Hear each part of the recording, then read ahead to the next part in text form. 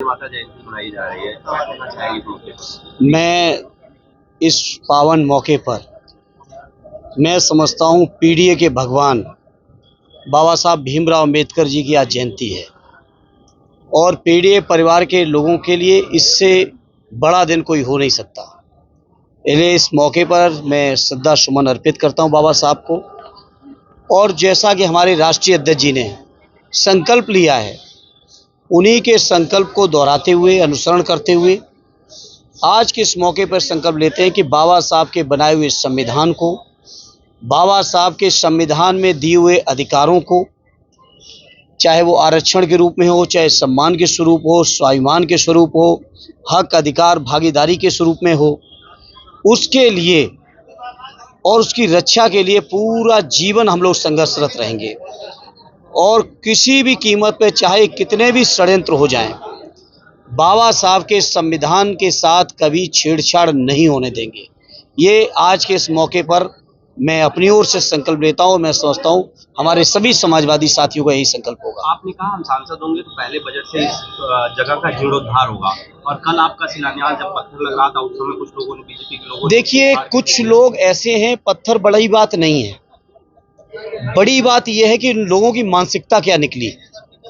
जो लोग बाबा साहब का अपमान भरे संसद में किए हों, राज्यसभा में किए हों, जो देश के अपने को दूसरे नंबर का नेता समझते हो प्रधानमंत्री जी के बाद, जो भारतीय जनता पार्टी के और देश की राजनीति के अपने को चाणक्य कहते हो, जब उन्होंने संविधान नहीं माना और भरे सदन में बाबा साहब का अपमान किया, पूरे देश के अंदर इस बात को लेकर आक्रोश रहा और उन्होंने अपने को इतना बड़ा मान लिया कि बजाय बाबा साहब के ऊपर की हुई टिप्पणी के ऊपर कहीं खेद व्यक्त करते, बजाय खेद व्यक्त करने के वो अपनी अकड़ में रहे।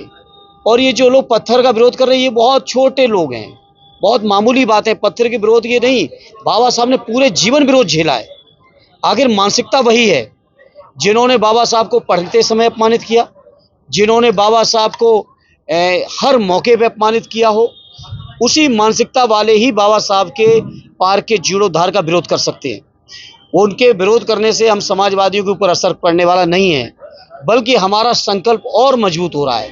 हो सकता है उस जीर्णोद्धार में कोई कमी छूटी हो, अब मैं चेक करूंगा, और भी जो कमी रही होगी उससे भी ज़्यादा काम बाबा साहब के सम्मान में, इसी पार्क में, इसी शहर में और मैं करके दूंगा। सर, कितने की लागत से ये जीर्णोद्धार होना था? और मैंने प्रस्ताव दिया था, मैंने एस्टीमेट नहीं देखा, वो अधिकारी लोगों का काम था। जहाँ तक मुझे पता है टेंडर वगैरह लग चुके थे, प्रक्रिया में हैं चीज़ें, और मैं देख लूँगा कोई चीज़ छूटी होगी तो मैं और उसको ध्यान देके और बेहतर कराने का काम करूँगा। बीजेपी नेताओं ने कहा आप लोगों को, आजमगढ़ के लोगों को भ्रमित करने का काम इस पत्थर लगवा के कर रहे हैं, इसके पीछे? अरे, जो लोग दिन रात भ्रमित किए हैं, जो रोजगार के नाम पे भ्रमित किए हों, 2 करोड़ रोजगार के नाम पर, जो महंगाई के नाम पे भ्रमित किए हों, जो देश की अर्थव्यवस्था में डॉलर के मुकाबले रुपए की वैल्यू बढ़ाने के नाम पे भ्रमित किए हों, जिन्होंने नौजवानों को पकौड़ा बेचने के नाम पे भ्रमित किया हो, किसानों की आमदनी दूनी करने के नाम पे भ्रमित किया हो, वो लोग हम पे ऊपर किस मुंह से आरोप लगा सकते हैं?